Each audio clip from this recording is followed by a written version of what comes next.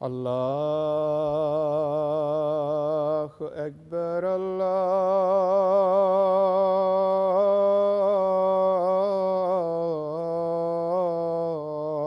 الله أكبر الله أكبر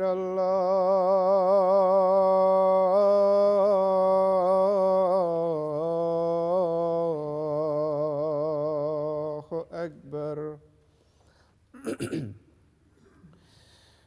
أشهد أن لا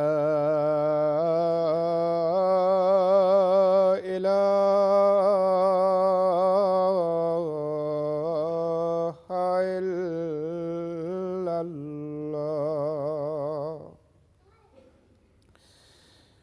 أشهد أن لا إله إلا الله. أشهد أن محمدًا رسول الله.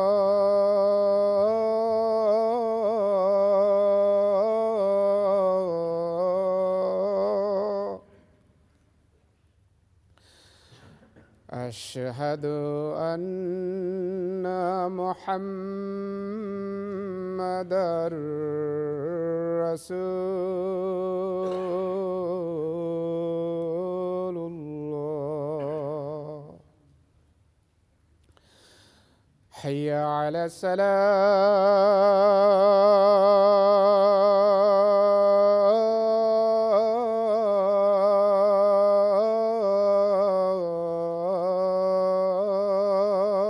الصلاة. حي على الصلاة.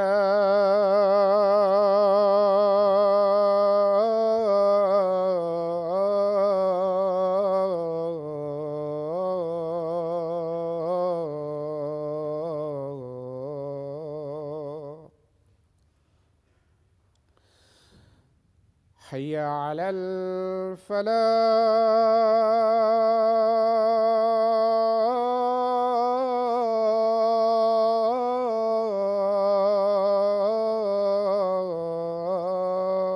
الفلاح. حي على الفلاح.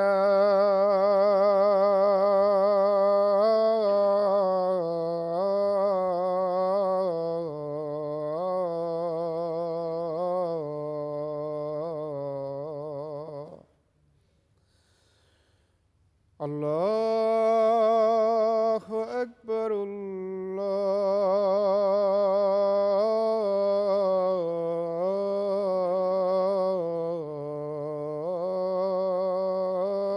الله أكبر. لا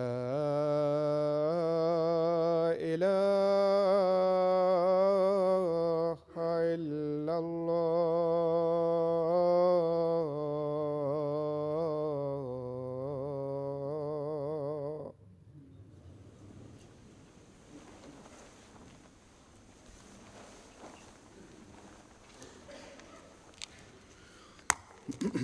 السلام عليكم ورحمة الله.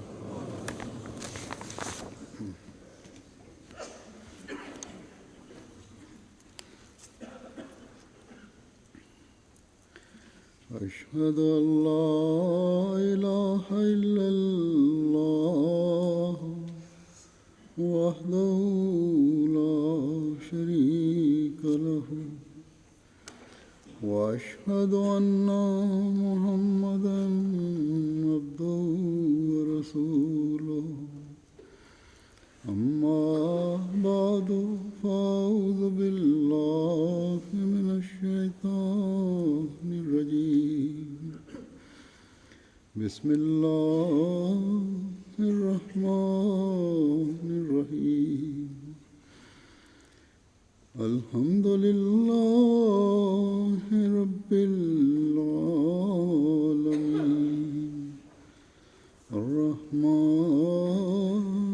الرحيم مالك يوم الدين إياك نعبد وإياك نستعين اهدنا الصراط المستقيم صراط الذين أنعمت عليهم غير المغضوب عليهم ولا الضالين.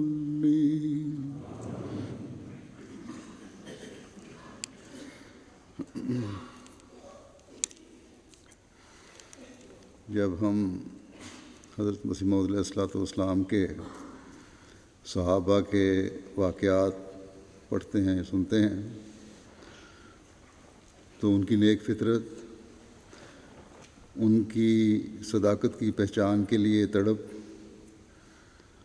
ان کی جان مال قربان کرنے کے لیے تڑپ اور کوشش، اور ان کے حضرت مسیح موعود علیہ السلام سے عشق و محبت کے اپنے اپنے ذوق اور سمجھ کے مطابق معیار اور اس کا اظہار نظر آتا ہے۔ غرض کہ یہ وہ آخرین تھے جو پہلوں سے ملنے کے لیے اپنے اپنے رنگ میں حق ادا کرنے والے بننے کے لیے کوشش کرنے والے تھے۔ ہر ایک کا اپنا انداز تھا، اور ان کو دیکھنے والوں اور ان سے قریبی تعلق والوں نے بھی ان صحابہ کے ہر انداز اور اخلاق و کردار سے اپنے اپنے رنگ میں نصیحت حاصل کی یا بعض باتوں سے نتائج اخذ کیے۔ حضرت مسلم موعود رضی اللہ عنہ تو خود بھی صحابہ میں سے تھے، اور تقریباً تمام صحابہ سے یا جن کے واقعات آپ بیان فرماتے ہیں ان سے آپ کا ذاتی تعلق بھی تھا۔ آپ جب صحابہ کے حوالے سے بات کر کے ان سے نتائج اخذ کر کے نصیحت کرتے ہیں تو ان نصائح کا دل پر ایک خاص اثر بھی ہوتا ہے۔ بعض دفعہ ہم کسی واقعے سے ایک پہلو لیتے ہیں، لیکن جب غور کریں تو مختلف پہلو سامنے نظر آتے ہیں، اور ایک ہی واقعہ مختلف رنگ میں نصیحت بن جاتا ہے۔ مثلاً مولوی برہان الدین صاحب جیلمی کا واقعہ ہے، اس کو حضرت مسلم موعود رضی اللہ عنہ نے اپنے رنگ میں بیان فرمایا ہے۔ ان کی بیعت کا واقعہ جو تھا، مولوی برہان الدین صاحب نے حضرت مسیح موعود علیہ السلام سے جو پہلی دفعہ ملاقات کی ہے وہ بھی حضرت مسلم موعود فرماتے ہیں ایک لطیفہ ہی ہے۔ کہتے تھے کہ میں قادیان میں آیا، لیکن حضرت صاحب حضرت مسیح موعود علیہ السلام گرداسپور میں تھے، اس لیے وہاں گیا۔ جس مکان میں حضرت مسیح موعود علیہ السلام ٹھہرے ہوئے تھے اس کے ایک طرف باغ تھا۔ حامد علی مرحوم دروازے پر بیٹھا تھا، یہ وہ بیان کرتے ہیں۔ تو اس نے مجھے کہا، یعنی مولوی صاحب کو کہا نہیں، انہوں نے مولوی صاحب کو اندر جانے کی اجازت نہ دی، مگر وہ کہتے ہیں کہ میں چھپ کر دروازے تک پہنچ گیا۔ آہستگی سے دروازہ کھول کر جو دیکھا تو حضرت صاحب ٹہل رہے تھے اور جلدی جلدی لمبے لمبے قدم اٹھاتے تھے۔ یہ پہلے بھی ہم واقعہ کئی دفعہ سن چکے ہیں۔ حضرت مولوی صاحب کہتے ہیں کہ میں جھٹ پیچھے کو مڑا اور میں نے سمجھ لیا کہ یہ شخص صادق ہے، جو جلدی جلدی ٹہل رہا ہے، ضرور اس نے کسی دور کی منزل پر بھی پہنچنا ہے، تبھی تو یہ جلدی جلدی چل رہا ہے۔ حضرت مسلم فرماتے ہیں کہ وہابی ہو کر مولوی صاحب، حضرت مولوی برہان الدین صاحب جیل میں وہابی تھے، وہابی ہو کر مولوی صاحب کا اس قسم کا خیال کرنا عجیب سی بات ہے، ورنہ عموماً یہ لوگ خشک ہوتے ہیں، یعنی وہابی لوگ عموماً خشک ہوتے ہیں، شدت پسندی ہوتے ہیں۔ اب دیکھیں، اللہ تعالیٰ نے حضرت مولوی صاحب کو صداقت کی پہچان کروانی تھی، تو نہ ان کو کسی قرآنی دلیل کو سمجھنے کا خیال آیا، نہ کسی حدیث کی دلیل کے سمجھنے کا خیال آیا، نہ کسی اور قسم کی دلیل کا۔ وہابی تو حضرت صلی اللہ علیہ وسلم کے بعد بڑی شدت سے اس بات کے بھی قائل ہیں کہ وہی و الہام کے دروازے بند ہو گئے۔ پھر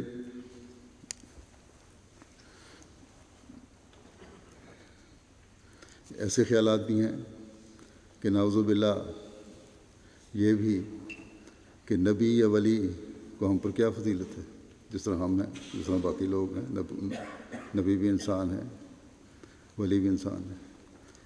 ان کے اس غلط تصور کو رد کرتے ہوئے مختصر میں بیان بھی کر دوں، شاید نہ پتہ ہو بعضوں کو۔ ایک جگہ حضرت مسیح علیہ السلام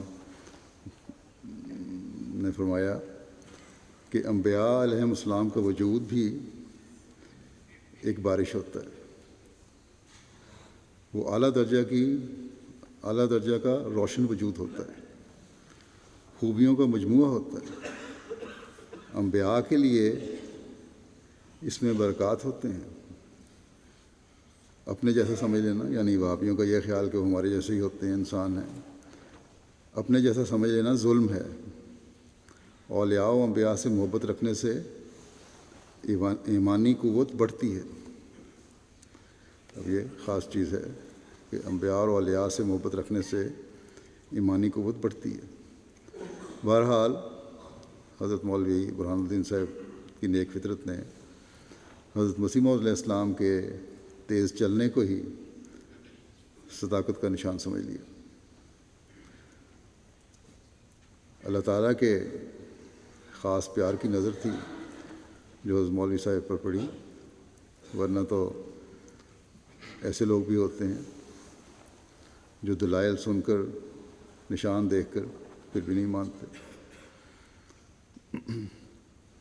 یہ بھی درست نہیں کہ ہم یہ کہہ دیں کہ سارے وہابی سخت دل ہو گئے ہیں، یہ ہوتے ہیں۔ ہزاروں ایسے ہیں افریقہ میں جو حضرت مسیح موعود علیہ السلام کی صداقت کے قائل ہوئے اور آپ کی بیعت میں آئے۔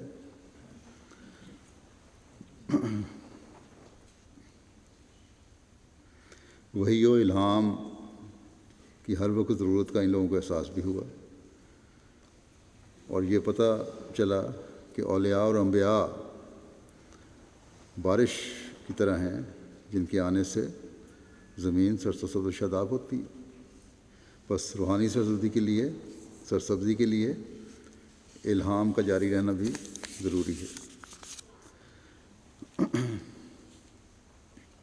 پھر ایک واقعہ بیان فرماتے ہیں آپ حضرت سیٹھ عبد الرحمن صاحب مدراسی کے اخلاص و قربانی کا۔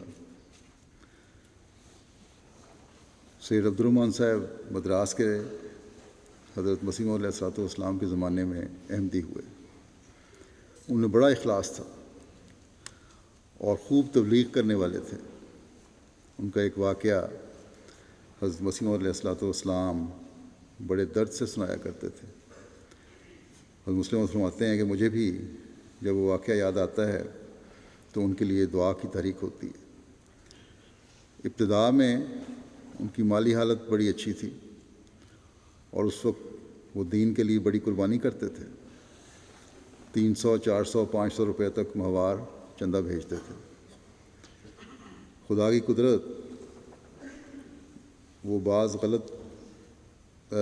کام غلط کر بیٹھے، یعنی تجارتی لحاظ سے غلط کام، جو فیصلے سے غلط فیصلے کیے انہوں نے، اور اس وجہ سے ان کی تجارت بالکل تباہ ہو گئی۔ حضرت مسیح موعود علیہ السلام کو یہ الہام انہی کے متعلق ہوا تھا کہ قادر ہے وہ بارگاہ جو ٹوٹا کام بنا دے، بنا بنایا توڑ دے، کوئی اس کا بھید نہ پاوے۔ جب یہ الہام ہوا تو پہلا مصرے کی طرف ہی خیال گیا، اور قادر ہے وہ بارگاہ جو ٹوٹا کام بنا دے سے یہ سمجھا گیا کہ سیٹھ صاحب کا کاروبار درست ہو جائے گا، اور دوسرے مصرے کو جو بنا بنایا توڑ دے، کوئی اس کا بھید نہ پاوے کی طرف ذہن نہ گیا کسی کا، کہ پہلے کام بن کر بنے گا اور پھر بگڑ بھی جائے گا، بلکہ اسے یہ ایک عام اصول سمجھا گیا۔ سیٹھ صاحب کے کاروبار کو دھکا لگنے کے بعد 2-3 سال حالت اچھی ہو گئی۔ جب یہ الہام ہوا اس کے بعد ان کا کاروبار پھر چمک اٹھا، حالت اچھی ہو گئی، مگر پھر دوبارہ خراب ہو گئی، اور یہاں تک حالت پہنچ گئی کہ بعض اوقات کھانے پینے کے لیے بھی ان کے پاس کچھ نہ ہوتا تھا۔ ایک دن حضرت مسیح موعود علیہ السلام نے عجیب محبت کے رنگ میں ان کا ذکر کیا، فرمایا سیٹھ عبدالرحمن حاجی اللہ رکھا صاحب کا اخلاص کتنا بڑا ہوا تھا۔ 500 روپے کی رقم تھی جو انہوں نے اس موقع پر بھیجی تھی، رقم کوئی آئی تھی، اس کو دیکھ کے ذکر ہوا تھا۔ کسی دوست نے ان کی مشکلات کو دیکھ کر 2-3 ہزار روپے انہیں دیا کہ کوئی تجارتی کام شروع کر دیں یا برتنوں کی دکان کھولیں۔ اس میں سے 500 روپیہ انہوں نے حضرت مسیح موعود علیہ السلام کو بھجوا دیا اور لکھا کہ مدت سے میں چندہ نہیں بھیج سکا، اب میری غیرت نے برداشت نہ کیا کہ جب خدا تعالیٰ نے مجھے ایک رقم بھجوائی ہے تو میں اس میں سے دین کے لیے کچھ نہ دوں۔ غرض خدمت دین کے لیے ان کا اخلاص بہت بڑا ہوا تھا۔ پھر ان کے بارے میں مزید ایک جگہ تفصیل بیان کرتے ہوئے کہ ان کی مالی قربانی، ان کو اپنی مالی قربانی کا درد کس قدر تھا، یعنی کس قدر درد سے قربانی کیا کرتے تھے اور نہ کرنے پر کس قدر بے چین ہوتے تھے، کیا حالت ہوتی تھی ان کی، جس کا اظہار وہ کس طرح کیا کرتے تھے دوسروں سے بھی۔ مسلم فرماتے ہیں کہ جب ان کی مالی حالت بہت خراب ہو گئی، جیسا کہ ذکر ہوا، بعض دوست ان کی مدد کرتے تھے، جیسا کہ ذکر ہوا ہے کہ بعض دفعہ کھانے کے پیسے نہیں ہوتے تھے۔ ایک دن حضرت مسیح موعود علیہ السلام کے نام ایک غیر احمدی کا منی آرڈر آیا، جس نے لکھا تھا کہ سیٹھ عبدالرحمن میرے بڑے دوست ہیں، مجھے ان پر بہت حسن ظنی ہے اور ان کو بزرگ سمجھتا ہوں اور ان کا عقیدت مند ہوں۔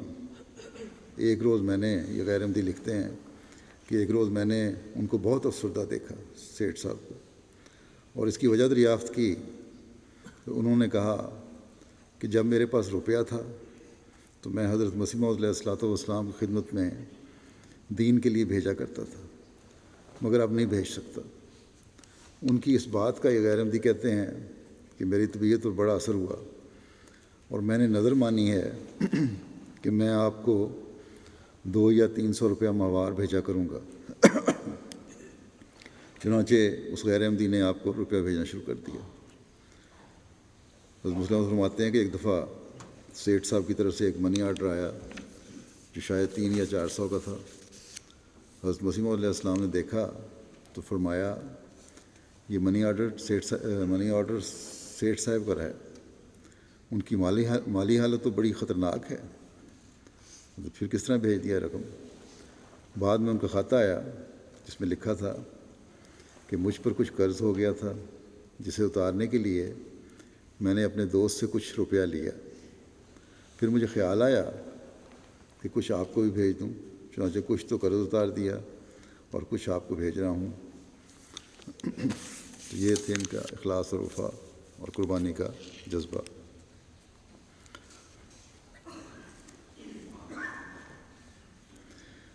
پھر ایک جگہ مسلم ماؤد حضرت مسیح موعود علیہ السلام کے زمانے کا نقشہ کھینچتے ہوئے کہ کس طرح آپ کے دعوے کے بعد کہ آپ مسیح موعود ہیں اور اس لحاظ سے نبی اور رسول بھی ہیں،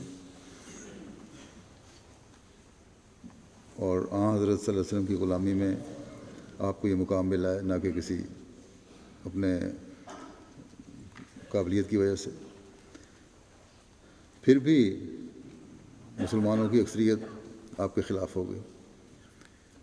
اب تک ہم یہ مظاہرہ دیکھتے ہیں، پھر مسلموں دیکھتے ہیں، پھر تمام مذاہب کو جو آپ نے چیلنج کیا اس کی وجہ سے عیسائی بھی اور ہندو بھی آپ کے خلاف ہو گئے، اور حضرت مسیح موعود علیہ السلام کی تذلیل کی بڑی کوششیں کی گئیں،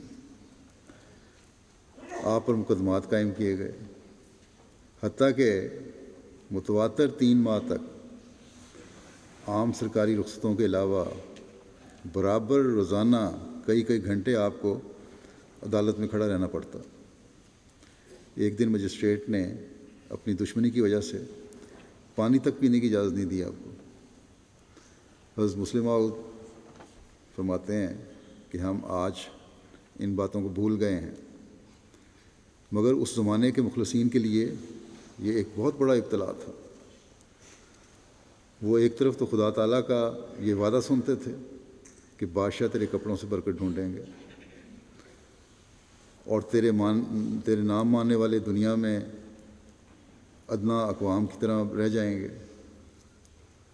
مگر دوسری طرف دیکھتے تھے کہ ایک معمولی 400-500 روپے تنخواہ لینے والا ہندو مجسٹریٹ آپ کو کھڑا رکھتا ہے اور پانی تک پینے کی اجازت نہیں دیتا، حتیٰ کہ آپ کا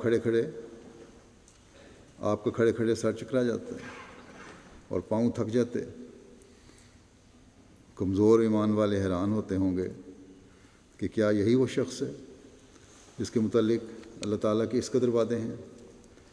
غرض کہ یہ بھی ابتلا تھے، بعض کے لیے اس لحاظ سے کہ یہ کتنی بے چارگی ہے، اور بعض کے لیے اس لحاظ سے کہ وہ اپنے ایمان کا یہی اقتضا سمجھتے تھے، ان کا تقاضا ایمان کا یہی تھا کہ ایسے مخالفین کو مار ہی ڈالیں۔ حضرت مسلم موعود فرماتے ہیں کہ مجھے وہ نظارہ یاد ہے جس دن فیصلہ سنایا جانا تھا کیس کا، کہ ہماری جماعت میں ایک دوست تھے جن کو پروفیسر کہا جاتا تھا۔ پہلے وہ احمدی جب نہیں تھے تو تاش وغیرہ کھیلا کرتے تھے بڑے اعلیٰ پیمانے پر، یعنی جوا کرتے تھے، کھیلتے تھے، اچھے ہوشیار آدمی تھے اور 400-500 روپیہ ماہوار کما لیتے تھے اسی طرح تاش کے کھیل سے، مگر احمدی ہونے پر انہوں نے یہ کام چھوڑ دیا۔ یہ بھی احمدیوں کے لیے ایک نصیحت ہے، جوا اگر پہلے کی عادت تھی تو احمدی ہونے پر یہ کام چھوڑ دیا اور معمولی دکان کر لی۔ انہیں حضرت مسیح موعود علیہ السلام سے عشق تھا اور غربت کا اخلاص سے جو غربت کو بڑے اخلاص سے برداشت کرتے تھے، اس وجہ سے ان کے اخلاص کی ایک مثال حضرت مسلم موعود کہتے ہیں میں سناتا ہوں کہ انہوں نے لاہور میں جا کر کوئی دکان کی، جو گاہک آتے انہیں تبلیغ کرتے ہوئے لڑ پڑتے تھے، اگر گاہک کوئی ایسی بات کر دیتا تو حضرت مسیح علیہ السلام کے خلاف تو لڑ پڑتے۔ خواجہ صاحب نے ایک دن، خواجہ کمال الدین صاحب نے آ کر حضرت مسیح علیہ السلام سے شکایت کی، تو حضرت مسیح علیہ السلام نے محبت سے انہیں کہا کہ پروفیسر صاحب، ہمارے لیے یہی حکم ہے کہ نرمی اختیار کرو، خدا تعالیٰ کی یہی تعلیم ہے۔ حضرت مسیح علیہ السلام سمجھاتے جاتے تھے اور پروفیسر صاحب کا چہرہ سرخ ہوتا جاتا تھا۔ ادب کی وجہ سے وہ بیچ میں تو نہ بولے، مگر سب کچھ سن کر یہ کہنے لگے کہ میں اس نصیحت کو نہیں مان سکتا۔ پھر کہنے لگے کہ آپ کے پیر یعنی حضرت صلی اللہ علیہ وسلم کو اگر کوئی ایک لفظ بھی کہے تو آپ مباہلے کے لیے تیار ہو جاتے ہیں اور کتابیں لکھ دیتے ہیں، مگر ہمیں یہ کہتے ہیں کہ ہمارے پیر کو گالیاں دے تو چپ رہیں گے۔ تو بظاہر حضرت مسلم فرماتے ہیں بظاہر یہ بے ادبی تھی، مگر اس سے ان کے عشق کا پتہ ضرور لگ سکتا ہے۔ تو بہرحال یہ مقدمے کا ذکر ہو رہا تھا، فیصلہ جس نے سنانا تھا مجسٹریٹ نے، جب فیصلہ سنانے کا وقت آیا تو لوگوں کو یقین تھا کہ مجسٹریٹ ضرور سزا دے دے گا، اور بعید نہیں کہ قید کی سزا دے۔ ادھر مخلصین جو تھے احمدی، ان کے دل میں ایک لمحہ کے لیے بھی خیال نہیں آ سکتا تھا کہ آپ کو گرفتار کر لیا جائے گا۔ اس دن عدالت کی طرف سے بھی زیادہ احتیاط کی گئی تھی، پہرا بھی زیادہ تھا، یعنی پولیس بہت زیادہ تھی۔ جب حضرت مسیح علیہ السلام اندر تشریف لے گئے عدالت کے، تو دوستوں نے پروفیسر صاحب کو باہر روک لیا، کیونکہ ان کی طبیعت تیز تھی۔ تو پروفیسر صاحب نے ایک بڑا سا پتھر ایک درخت کے نیچے چھپا کے رکھا ہوا تھا۔ اور مسلم فرماتے ہیں کہ جس طرح ایک دیوانہ چیخ مارتا ہے، زار زار روتے ہوئے دفتن وہ درخت کی طرف بھاگے اور وہاں سے پتھر اٹھا کر بے تحاشا عدالت کی طرف دوڑے، اور اگر جماعت کے لوگ راستہ میں نہ روکتے تو وہ مجسٹریٹ کا سر پھوڑ دیتے۔ انہوں نے خیال کر لیا کہ مجسٹریٹ ضرور سزا دے دے گا، اور اسی خیال کے اثر کے ماتحت وہ اسے مارنے کے لیے آمادہ ہو گئے۔ بس ایسے حالات میں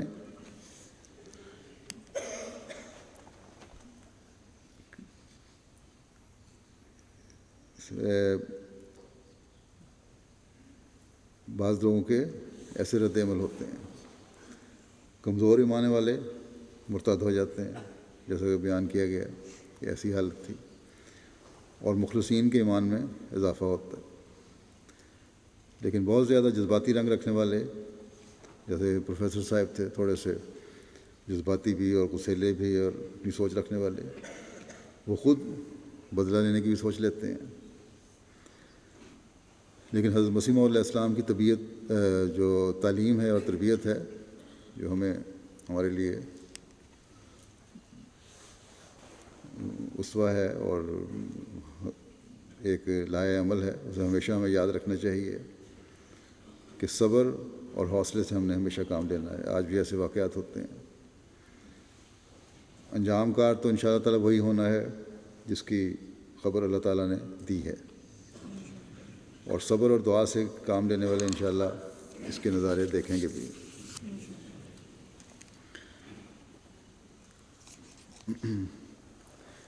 بعض دنوں کے بارے میں بعض لوگوں کا خیال ہوتا ہے کہ کچھ دن اچھا ہے، کچھ منحوس ہے، کسی دن میں سفر کرو، کسی میں نہ کرو۔ بعض لوگ سوال کرتے رہتے ہیں، مجھ سے بھی پوچھتے ہیں۔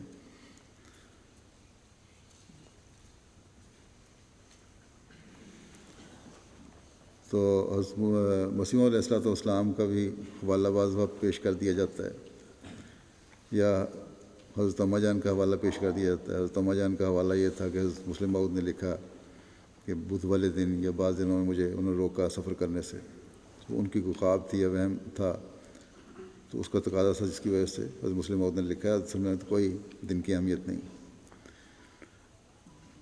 حضرت مسیح علیہ السلام کے حوالے سے بھی آپ نے ایک وضاحت فرمائی ہے۔ حضرت مسلم موعود فرماتے ہیں کہ مجھے کسی نے کہا کہ میں نے حضرت مسیح علیہ السلام کے حوالے سے کسی دن کو منحوس کہا ہے۔ کہنے والے نے حضرت مسلم موعود کو کہا کہ آپ ہی نے تو کسی تقریب میں کہا تھا کہ منگل کے دن کے متعلق حضرت مسیح علیہ السلام کو شاید کوئی الہام ہوا تھا، یا کوئی اور وجہ تھی کہ آپ اسے ناپسند فرمایا کرتے تھے۔ میں نے کہا کہ میں نے تو صرف ایک روایت کی تشریح کی تھی۔ حضرت مسلم موعود فرماتے ہیں کہ میں نے تو ایک روایت کی تشریح کی تھی، یہ تو نہیں کہا تھا کہ منگل کا دن منحوس ہے۔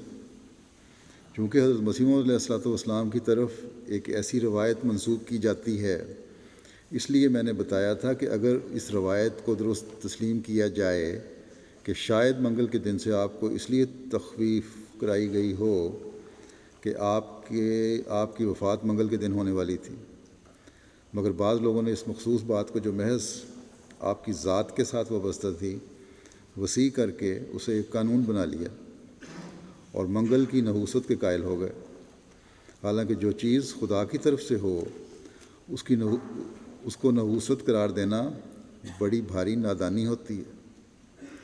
باقی رہی وہ روایت جو حضرت مسیح موعود علیہ السلام کی طرف منسوب کی جاتی ہے، اگر وہ درست ہے تو اس نحوست سے مراد صرف وہ نحوست تھی کہ آپ کی وفات منگل کے دن ہونے والی تھی، ورنہ جب خدا تعالیٰ نے خود تمام دنوں کو بابرکت کیا ہے اور تمام دنوں میں اپنی صفات کا اظہار کیا ہے، تو اس کی موجودگی میں اگر کوئی روایت اس کے خلاف ہمارے سامنے آئے گی تو ہم کہیں گے کہ یہ روایت بیان کرنے والے کو غلطی لگی ہے، ہم ایسی روایت کو تسلیم نہیں کر سکتے، اور یا پھر ہم یہ کہیں گے کہ ہر ایک انسان کو بشریت کی وجہ سے بعض دفعہ کسی بات میں وہم ہو جاتا ہے۔ ممکن ہے کہ ایسا ہی کوئی وہم منگل کی کسی دہشت کی وجہ سے حضرت مسیح موعود علیہ السلام کو بھی ہو گیا ہو، مگر ہم یہ نہیں کہیں گے کہ یہ دن منحوس ہے۔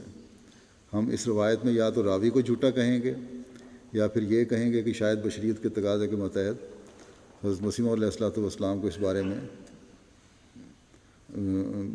اس لیے بیان فرمایا ہے، اس کو اس کے دن کے بارے میں اپنے لیے، ورنہ مسئلے کے طور پر حضرت مسلم فرماتے ہیں مسئلے کے طور پر یہی حقیقت ہے اور یہی بات اللہ تعالیٰ نے قرآن کریم میں بیان فرمائی ہے کہ سارے کے سارے دن بابرکت ہوتے ہیں، مگر مسلمانوں نے اپنی بدقسمتی سے ایک ایک کر کے دنوں کو منحوس کرنا شروع کر دیا۔ اس کا نتیجہ یہ ہوا کہ وہ کامل طور پر نحوست اور ادبار کے نیچے آ گئے۔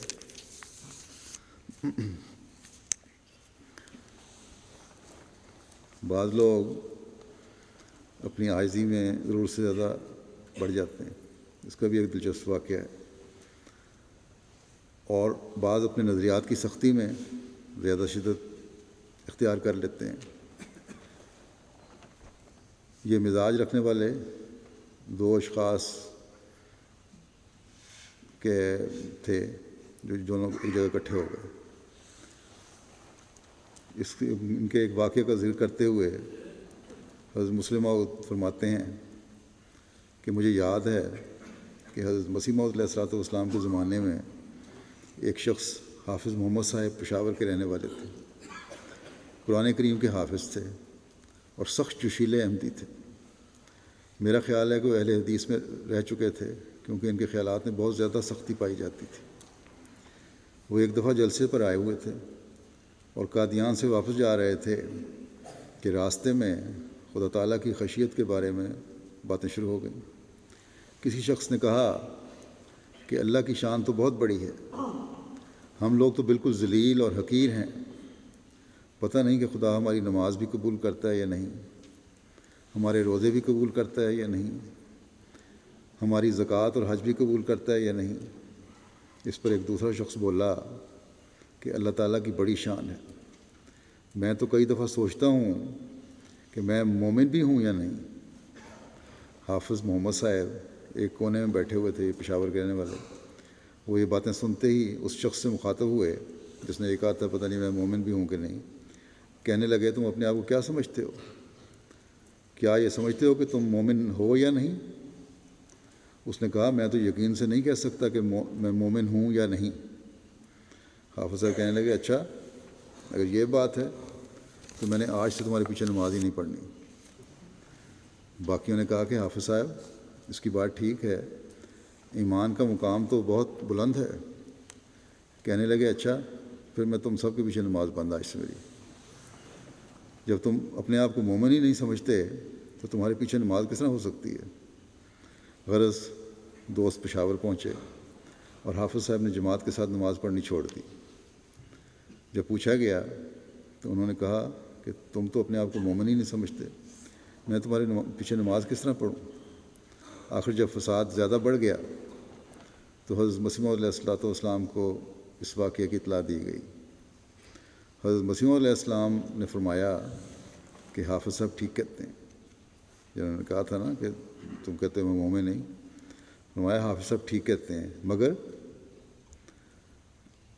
صرف یہی نہیں کہ ٹھیک کہتے ہیں اس لیے نماز نہیں پڑھنی، فرمایا کہ مگر یہ ان کی غلطی تھی کہ انہوں نے ان لوگوں کے پیچھے نماز پڑھنی ہی چھوڑ دی، کیونکہ انہوں نے کفر نہیں کیا تھا۔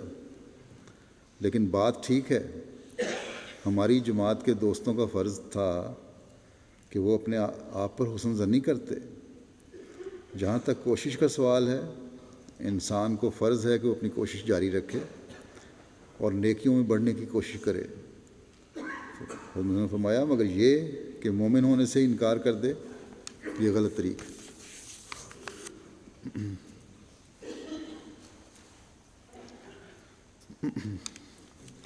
لباس آج کل گرمیوں میں تو یورپ میں ننگ ہی ننگ نظر آتا ہے۔ اللہ تعالیٰ نے تو لباس کو زینت بھی قرار دیا ہے، اور ہم معاشرے میں دیکھتے ہیں آج کل، جیسا کہ میں نے کہا، اوریانی کو ہی فیشن سمجھ لیا گیا ہے۔ اب انتہا یہاں تک ہو گئی ہے کہ گزشتہ دنوں یہ خبر تھی کہ کسی جگہ مسلمان لڑکیوں کا گروپ سائیکل چلا رہا تھا، سائیکل چلاتے ہوئے گرمی محسوس کی تو انہوں نے کپڑے اتار دیے۔ گویا اب وہ زمانہ بھی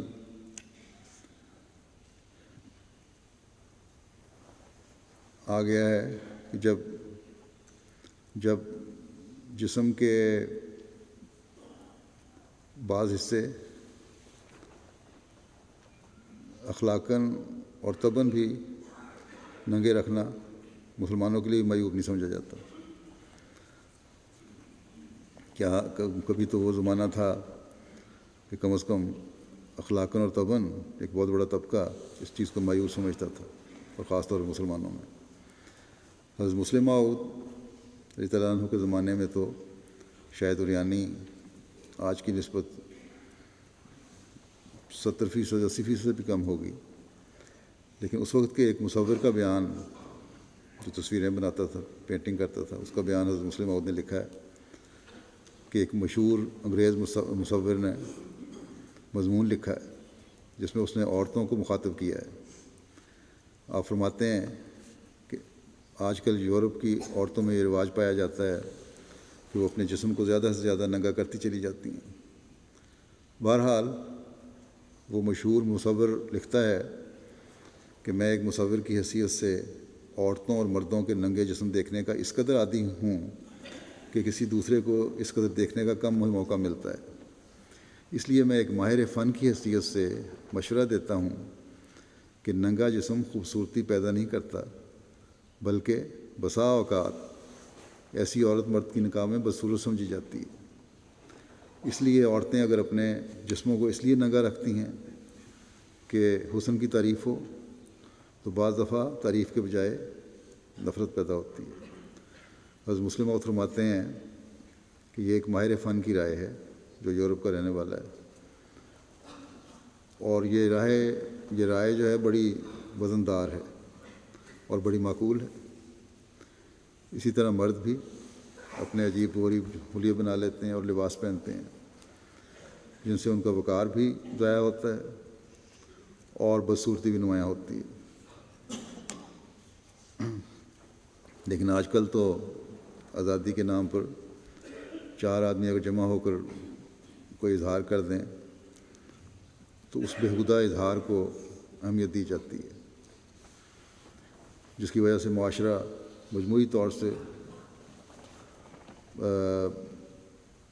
بد اخلاقی اور گراوٹ اور کا شکار ہوتا چلا جا رہا ہے۔ آج سے 70 برس پہلے ایک مصور کا، یا 80 برس پہلے جو مصور کا حق کا اظہار تھا،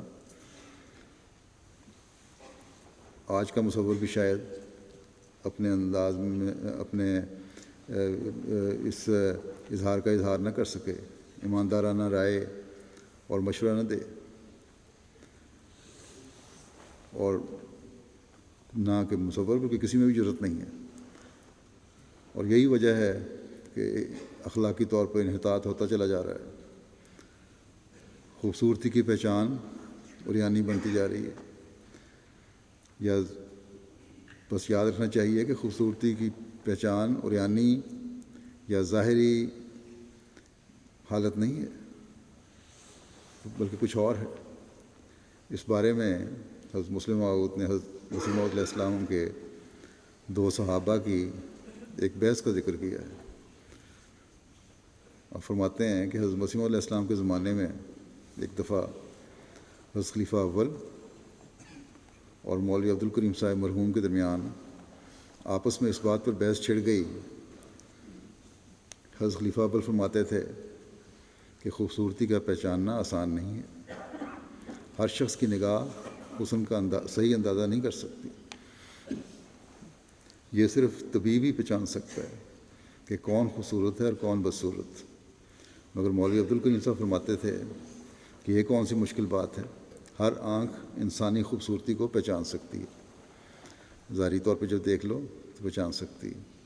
بس خلیفہ اول کا نقطہ نگاہ یہ تھا کہ بے شک ہر نگاہ حسن کو اپنے طور پر پہچان لیتی ہے، مگر اس شناخت میں بہت سی غلطیاں ہو جاتی ہیں، اور طبیب ہی سمجھ سکتا ہے کہ کون واقعہ میں خوبصورت ہے اور کون محض اوپر سے خوبصورت نظر آ رہا ہے۔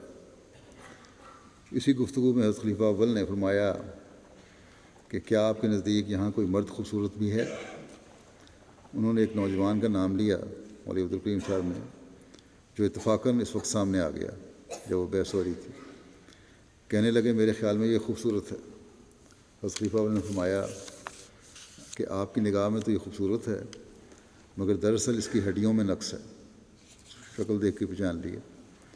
پھر آپ نے اسے قریب بلایا حضرت خلیفہ اول نے اور فرمایا میاں ذرا قمیض تو اٹھانا۔ اس نے قمیض جو اٹھائی تو ٹیڑھی ہڈیوں کی ایک ایسی بھیانک شکل نظر آئی کہ مولوی عبدالکریم صاحب کہنے لگے کہ لا حول ولا قوت الا باللہ، مجھے تو معلوم نہیں تھا کہ اس کے جسم کی بناوٹ میں یہ نقص ہے، میں تو اس کا چہرہ دیکھ کر اسے خوبصورت سمجھتا تھا۔ بس ظاہری حسن بعض دفعہ نظر آتا ہے جو اندر سے حسن نہیں ہوتا، اور اللہ تعالیٰ نے اگر بعض برائیوں کو ڈھانپنے کے لیے لباس کا حکم دیا ہے تو وہ اسی لیے کہ کچھ نہ کچھ اس کی انسان کی زینت بنی رہے، اور انسان اسی سے دور ہٹتا چلا جا رہا ہے۔ حضرت مسلم موعود رضی اللہ تعالیٰ عنہ نے ایک شخص کا ذکر فرمایا جن کا سحری کے اوقات کے بارے میں اپنا ایک نظریہ تھا، لیکن پھر اللہ تعالیٰ نے بھی انہیں کس طرح رہنمائی فرمائی وہ بھی عجیب ہے۔ فرماتے ہیں کہ ہماری جماعت میں ایک شخص ہوا کرتے تھے جسے لوگ فلاسفر کہتے تھے، اب وہ فوت ہو چکا ہے، اللہ تعالیٰ اس کی مغفرت فرمائے۔ فرماتے ہیں کہ اسے بات بات میں لطیفے سوچتے تھے، جن میں سے بعض بڑے اور اچھے ہوا کرتے تھے۔ فلاسفر اسے اس لیے کہتے تھے کہ ہر بات میں ایک نیا نقطہ نکال لیتا تھا۔ ایک دفعہ روزوں کا ذکر چل پڑا، کہنے لگا کہ انہوں نے یہ محض ڈھونگ رچایا ہوا، یعنی مولویوں نے یا فقہ کے ماہرین نے، کہ سحری ذرا دیر سے کھاؤ تو روزہ نہیں ہوتا۔ بھلا جس نے 12 گھنٹے فاقہ کیا اس نے 5 منٹ سحری کھا لی تو 5 منٹ بعد سحری کھا لی تو کیا حرج ہوا؟ مولوی جھٹ سے فتویٰ دیتے ہیں کہ اس کا روزہ ضائع ہو گیا، غرض اس نے اس پر خوب بحث کی۔ صبح وہ گھبرایا ہوا حضرت خلیفہ اول کے پاس آیا۔ زمانہ حضرت مسیح علیہ السلام کا تھا، حضرت مسیح السلام کے زمانے کی بات ہے، مگر چونکہ حضرت خلیفہ اول ہی درس وغیرہ دیا کرتے تھے اس لیے آپ کی مجلس میں بھی لوگ کثرت سے آ جایا کرتے تھے۔ آتے ہی کہنے لگا کہ آج رات تو مجھے بڑی ڈانٹ پڑی ہے۔ آپ نے فرمایا کیا ہوا؟ کہنے لگا کہ رات کو میں بحث کرتا رہا کہ مولویوں نے ڈھونگ رچایا ہوا ہے کہ روزہ دار ذرا سحری دیر سے کھائے تو اس کا روزہ نہیں ہوتا۔ میں کہتا تھا کہ جس شخص نے 12 گھنٹے یا 14 گھنٹے فاقہ کیا ہو وہ اگر 5 منٹ دیر سے سحری کھاتا ہے تو کیا حرج ہے؟ اس بحث کے بعد میں سو گیا تو میں نے رویا میں دیکھا کہ ہم نے تانی لگائی ہوئی ہے۔ فلاسفر جلا تھا اس لیے خواب میں بھی اسے اپنے پیشہ کے مطابق یاد آئی، رسی کھینچتے ہیں دھاگا جو کپڑا بنانے کے لیے، تو کہتے دونوں طرف میں نے قلعے گاڑ دیے اور تانی کو پہلے ایک قلعے سے باندھا، پھر میں اسے دوسرے قلعے سے باندھنے کے لیے لے چلا۔ جب قلعے کے قریب پہنچا تو 2 انگلی ورے سے تانی ختم ہو گئی۔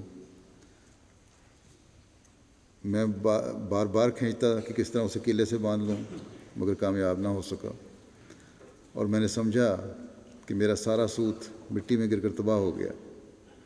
چنانچہ میں نے شور مچانا شروع کر دیا کہ میری مدد کے لیے آؤ۔ 2 انگلیوں کی خاطر میری تانی چلی، وہ دھاگا جو تھا خراب ہو رہا ہے، اور یہی شور مچاتے مچاتے میری آنکھ کھل گئی۔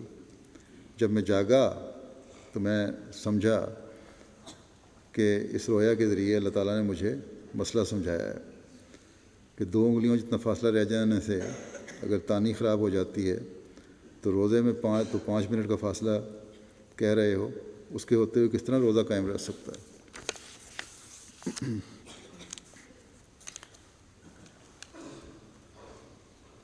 انسان کی یہ فطرت ہے کہ وہ اکیلا نہیں رہ سکتا، اس نے کہیں نہ کہیں اپنا تعلق جوڑنا ہوتا ہے۔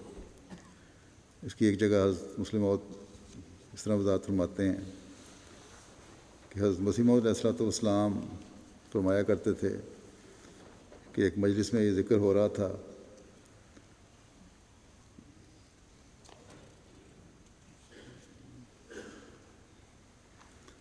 کہ کیا کسی نے گندم کی روٹی کھائی ہے۔ ان دنوں لوگ زیادہ تر باجرہ، جوار اور جو کھاتے تھے، گندم شاذ ہی ملتی تھی، اور اگر یہ پتہ لگ جاتا ہے کسی کے پاس گندم ہے تو سکھ اس سے چھین لیتے۔ تمام لوگوں نے کہا کہ ہم نے گندم کی روٹی نہیں کھائی۔ صرف ایک شخص نے کہا کہ گندم کی روٹی بڑی مزیدار ہوتی ہے۔ دوسروں نے پوچھا کیا تم نے گندم کی روٹی کھائی ہے؟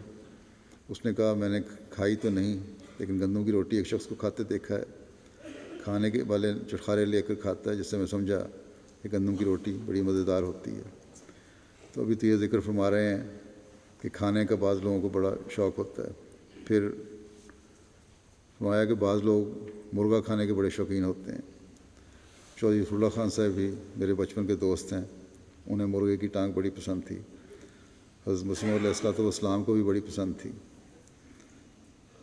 اور ایک دوست جو فوت ہو گئے ان کا ذکر کرتے فرماتے ہیں اگر کسی کو وہ کہا کرتے تھے اگر کسی کو ساری عمر مرغے کی ٹانگ ملتی رہے تو اسے اور کیا چاہیے، لیکن بہرحال مسلم فرماتے ہیں مجھے پسند نہیں، اور اس کی وجوہات دانتوں میں کوئی تکلیف تھی اس لیے بتائی۔ فرمایا کہ بہرحال بعض چیزیں ایسی ہوتی ہیں جو لوگوں کو بہت مرغوب ہوتی ہیں، اگر وہ چیزیں انہیں مل جائیں تو وہ بڑے خوش قسمت ہیں، لیکن وہ چیزیں بہت ادنیٰ اور معمولی ہوتی ہیں، اور پھر ان چیزوں کے حصول کے لیے بھی اور ہزاروں چیزوں کی احتیاج انسان کو باقی رہتی ہے۔ لیکن اس میں کوئی شبہ نہیں کہ اگر خدا تعالیٰ پر ہمیں یقین ہو اور اگر خدا تعالیٰ ہمیں مل سکتا ہو تو پھر قطعی اور یقینی طور پر انسان کہہ سکتا ہے کہ اس کے بعد مجھے کسی اور کی کیا ضرورت ہے۔ حضرت مسیح موعود علیہ السلام اکثر کسی صوفی کا قول پنجابی میں بیان فرمایا کرتے تھے کہ یا تو کسی کے دامن سے چمٹ جا یا کوئی دامن تجھے ڈھانپ لے۔ خدا تعالیٰ کا ملنے کے بعد یہ مثال فرماتے ہیں یعنی اس دنیا کی زندگی ایسی طرز پر ہے کہ اس میں سوائے اس کے اور کوئی راستہ نہیں کہ یا تو تم کسی کے بن جاؤ یا کوئی تمہارا بن جائے۔ اور مسلم فرماتے ہیں یہی 3 سے پیدا کرنے کا مفہوم ہے کہ انسان کو اسے پیدا کیا ہے مٹی سے، جس میں وہ ڈھال لیتا ہے اپنے آپ کو، یعنی انسانی فطرت میں یہ بات داخل ہے کہ یا تو وہ کسی کا ہو کر رہنا چاہتا ہے یا کسی کو اپنا بنا کر رکھنا چاہتا ہے۔ دیکھ لو ابھی بچہ ابھی پوری طرح ہوش بھی نہیں سنبھالتا کہ کسی کے ہو جانے کا شوق اس کے دل میں گدگدیاں پیدا کرنے لگتا ہے۔ بلوغت تو کئی سالوں کے بعد آتی ہے، لیکن چھوٹی عمر میں ہی لڑکیوں کو دیکھ لو، وہ کھیلتی ہیں تو کہتی ہیں کہ میرا گڈا، میری گڑیا، تیری گڑیا، پھر ان کا آپس میں تعلق، گڈا گڈی کا بیاہ بھی بچے کرتے ہیں ہمارے معاشرے میں۔ تو پھر وہ لڑکیاں ماؤں کی نقل کر کے گڑیوں کو اپنی گود میں اٹھائے پھرتی ہیں، یہ تو ہر معاشرے میں نظر آتا ہے۔ انہیں پیار کرتی ہیں، اور جس طرح مائیں اپنے بچوں کو دودھ پلاتی ہیں اس طرح وہ ان کو اپنے سینے سے لگائے رکھتی ہیں، کیونکہ ان کا دل چاہتا ہے کہ ہم کسی کی ہو جائیں یا کوئی ہمارا ہو جائے۔ اسی طرح لڑکوں کو دیکھ لو، جب تک وہ بیاہ نہیں ہوتا ان کا ہر وقت ماں کے ساتھ چمٹے رہتے ہیں، بیاہ ہو جاتا ہے تو پھر بیوی. تو اللہ تعالیٰ اسی مضمون کی طرف اشارہ کرتے ہوئے فرماتا ہے کہ خلق الانسان من علق، کہ انسان کی فطرت میں ہم نے یہ مادہ رکھا ہے کہ وہ کسی نہ کسی کا ہو کر رہنا چاہتا ہے، اس کے بغیر اس کے دل کو تسلی نہیں ہوتی. اور سب سے بہترین طریقہ کسی کا ہونے کا یہ ہے، جس سے دین و دنیا دونوں ملتے ہیں، کہ انسان اللہ تعالیٰ کا ہو جائے اور اس کے لیے کوشش کرے. پھر حضرت مسلم موعود عشق کے معیار اور اللہ تعالیٰ سے تعلق کا ذکر کرتے ہوئے ایک مثال دیتے ہوئے فرماتے ہیں کہ گو مثال تو ایک پاگل کی ہے، پھر ایسے پاگل کی جو اب فوت ہو چکا ہے، اور گو وہ ایک ایسے پاگل کی مثال ہے جو میرا استاد بھی تھا، مگر بہرحال اس سے عشق کی حالت ناہید واضح ہو جاتی. ایک میرے استاد تھے جو اسکول میں پڑھایا کرتے تھے، بعد میں وہ نبوت کے مدعی بن گئے. ان کا نام مولوی یار محمد صاحب تھا. انہیں حضرت مسیح علیہ السلام سے ایسی محبت تھی کہ اس کے نتیجے میں ہی ان پر جنون کا رنگ غالب آ گیا. ممکن ہے پہلے بھی ان کے دماغ میں کوئی نقص ہو، مگر ہم نے تو یہی دیکھا کہ حضرت مسیح علیہ السلام کی محبت بڑھتے بڑھتے انہیں جنون ہو گیا، اور وہ حضرت مسیح علیہ السلام کی ہر پیش گوئی کو اپنی طرف منسوب کرنے لگے. پھر ان کا یہ جنون یہاں تک بڑھ گیا کہ وہ حضرت مسیح علیہ السلام سے قریب ہونے کی خواہش میں بعض دفعہ ایسی حرکات بھی کر بیٹھتے جو ناجائز اور نادرست ہوتی. مثلا وہ نماز میں ہی حضرت مسیح علیہ السلام کے جسم پر اپنا ہاتھ پھیرنے کی کوشش کرتے. حضرت مسیح علیہ السلام نے ان کی اس حالت کو دیکھ کر بعض آدمی مقرر کیے ہوئے تھے تاکہ جن ایام میں انہیں دورہ ہو وہ خیال رکھیں کہ کہیں وہ آپ کے پیچھے آ کر نہ بیٹھ جائیں. حضرت مسیح علیہ السلام کی عادت تھی کہ جب آپ گفتگو فرماتے یا لیکچر دیتے تو اپنے ہاتھ کو رانوں کی طرف اس طرح لاتے جس طرح کوئی آہستہ سے ہاتھ مارتا ہے. حضرت مسیح علیہ السلام جب اس طرح ہاتھ ہلاتے تو مولوی یار محمد صاحب محبت کے جوش میں فوراً کود کر حضرت مسیح علیہ السلام کے پاس پہنچ جاتے. اور جب کسی نے پوچھنا کہ مولوی صاحب یہ کیا تھا، کیا کیا آپ نے، تو وہ کہتے کہ حضرت مسیح علیہ السلام مجھے اشارہ سے بلایا تھا. تو حضرت مسلم موعود نے مثال دے کے فرمایا کہ یہ دیوانگی اور عشق کی حالت ہے کہ جب نہیں بھی توجہ دی جا رہی تب بھی محبوب کے غیر ارادی طور پر ہلنے والے ہاتھ کو اپنے قریب بلانے کا اشارہ سمجھتے ہیں ایک انسان جو جنونی ہو جاتا ہے. لیکن ہم خدا تعالیٰ سے محبت کا دعویٰ تو کرتے ہیں، لیکن اس کی طرف سے واضح اعلان کے باوجود کہ نماز کی طرف آؤ اور فلاح کی طرف آؤ، نہ نمازوں کی طرف دوڑ کر جاتے ہیں، نہ جمعوں پر بڑے اہتمام سے باقاعدگی سے جاتے ہیں. بس اس طرف ہر احمدی کو توجہ دینی چاہیے اور اللہ تعالیٰ کے واضح بلاوے پر لبیک کہتے ہوئے اس مجذوب یا عاشق کی طرح پھلانگ کر آگے آنا چاہیے اور نماز مسجدوں کو آباد کرنے کی کوشش کرتے رہنا چاہیے. ابھی تو چھٹیاں ہیں، بچے بھی لے آتے ہیں اپنے ماں باپ کو، اور لیکن پھر اس کے بعد پھر آہستہ آہستہ حاضری کم ہونی شروع ہو جاتی ہے. اس لیے یاد دہانی بھی کروا رہا ہوں. اللہ تعالیٰ ہمیں ہماری نمازوں کی حفاظت اور ادائیگی کے حق ادا کرنے کی بھی توفیق عطا فرماتا رہے.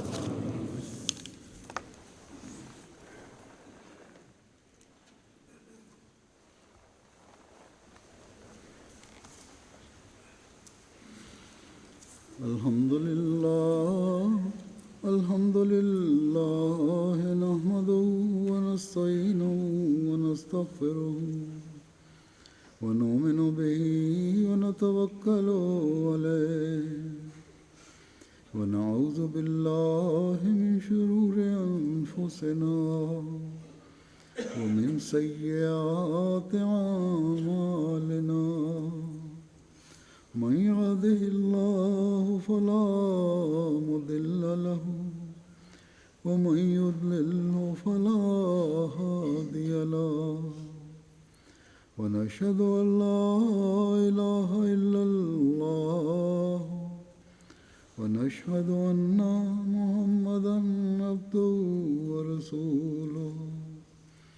عباد عباد الله رحمكم الله إن الله يأمر بالعدل والإحسان وإيتاء ذي القربى وينهى عن الفحشاء والمنكر والبغي يعظكم لعلكم تذكرون اذكروا الله يذكركم وادعوه يستجب لكم ولذكر الله أكبر